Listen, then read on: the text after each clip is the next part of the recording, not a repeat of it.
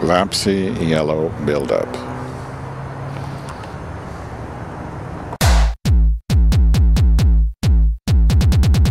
Hello, I'm Madge Weinstein of YeastRadio.com, and this is Justin Polera of PulpIsTaken.com. Here's what's going on. Justin? In New York City, the Public Art Fund presents Pond Planters by artist Paula Hayes. These planters are sculpted out of rubber and hand-colored with bright pastel colors. The planters come in varying sizes, and each planter comes with a jewel orchid. Hayes is inspired by the natural world and incorporates plants and other living elements into her work. Wow. According to the LA Times via MaxKaiser.com, the Chinese economy may be slowing big time. Government statistics show that 67,000 Chinese factories have been closed just in the first half of 2008. By the year end, according to industrial economics researcher Chao Jinhai, 100,000 plants will have been closed. So hopefully globalization is dying, and Americans can soon have real jobs again instead of having to sell fake ads for Googles. In New York City, the Dumbo Arts Center, DAC, presents the first major U.S. show of British artist Sarah Beddington. The show, Crossing, is a site-specific installation inspired by the DAC's ship-like interior, drawing from the remarkable historic voyage of the first small ship to sail from the U.S. to China in 1785. The historical ship's journey is metaphorically central to the title of the show, Crossing. I would like to say thank you for not wiggling your fingers. According to Reuters, manufacturing in the United States has totally crashed to a 26-year low in October.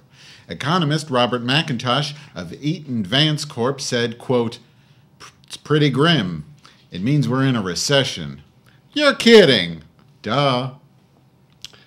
The Contemporary Arts Museum in Houston presents Cinema Remixed and Reloaded, Black Women Artists and the Moving Image Since 1970. The exhibition showcases the important contributions of Black women artists continue to make to video art. 3 decades of work from 40 artists from Cuba, Australia, Europe, and Africa are chronicled. Among the featured artists are Lorna Simpson, Wangechi Mutu, and Carrie Mae Weems. Back to you, I Matt. got a wee too. Bolivian President Evo Morales kicked out all U.S. anti-drug agencies from Bolivia the other day. Morales accused the U.S. drug enforcement agents of espionage. Morales said, quote, "There were DEA agents that were financing criminal groups so that they could act against authorities, even the president," unquote. This is not surprising since Bolivia is a socialist government, which the U.S. perceives as a threat to Kellogg's cornflakes. In Bloomsbury, London, an exhibition at the Diary Gallery turns the space into a showroom for some of the most highly priced holiday gifts. The exhibition, titled Demons, Yarns, and Tales, features tapestries designed by 14 top contemporary artists. None of the artists included in the show are tapestry artists, so these are their first tapestries. The project was the brainchild of Christopher and Suzanne Sharp of the Rug Company.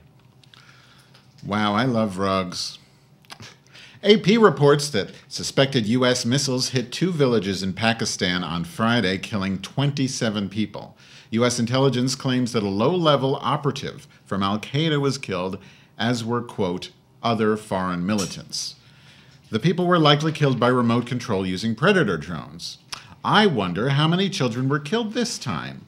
Why can't we send special operations people instead? Is it because we're afraid that some of our men will get killed? Is the life of an American soldier somehow worth more than that of a 4-year-old Pakistani child? By the way, Pakistan is pissed at the U.S. for violating its sovereignty. More on the exhibition in Bloomsbury. Gary Pearson, one of UK's top artists and a Turner Prize winner, who designed a particularly provocative tapestry. Perry's piece is titled Vote Alan Measles for God. Perry called his work a kind of bow tapestry of the War on Terror, with his childhood teddy bear, Alan Measles, depicted in the center, wearing a bomb belt. Perry explained, quote, "He is the chief deity in my pantheon. God and cuddly toys have a lot in common. They're both things people transfer human characteristics onto," end quote. Perry's tapestry is selling for £30,000, and you'll need a castle-sized space to show it off. What is so striking about Perry's work is that it is playful, innocent, and subversive at the same time. Perry frequently appears in public as his female alter ego, Claire. Claire is a 19th century reforming matriarch who actively protests art. Somehow, Claire's views of the world is not cynical, but hopeful. Part of being a drag queen is not being afraid to express yourself. That's a bunch of bullshit. 60 dead bodies of Somalian and Ethiopian refugees were found on a beach in Yemen. The refugees were trying to escape the war and poverty of their respective homelands. They boarded the boats of smugglers in the hopes of finding a better life. But the smugglers saw Coast Guard lights and were afraid of getting caught, so the smugglers simply dumped the refugees into the water without so much as rescue boats. One survivor said, quote, "They forced us into the sea, even if the water was too deep. Several people did not know how to swim, and they drowned." Well, that's it, Justin. So please send us your questions and comments to pulpistaken@gmail.com and let us know how we can make the show better and if you're enjoying it.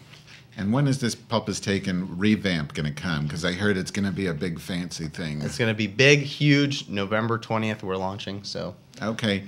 Well, by the time you're watching this, we have a new president that's been designated, and hopefully it was Obama, but we don't know. But President Barack Obama, vote. If not, we're dead. We killed ourselves. Bye. Bye.